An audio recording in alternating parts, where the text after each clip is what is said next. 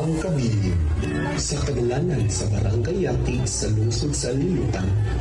Adunay usa ka libog suroy nga bata nga ginganlan og Rhea.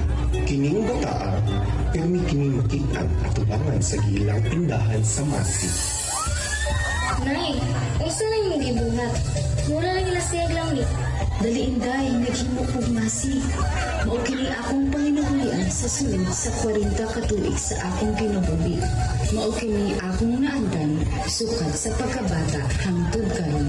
Ang paghimo sa Masig angay butangan og sakripisyo, pagsalig sa kaugalingong nabina sa gugma ug giya ni Senior San Roque mao atong mahal na patron. Muabot man ang modernong teknolohiya sa inyong panahon inday, ayaw gyud taon kini kalimti.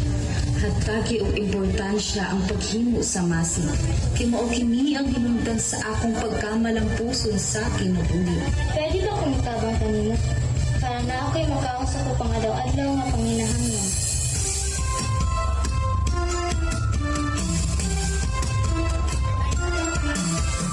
Salamat Nanay Larding, diligid kini kalimtan.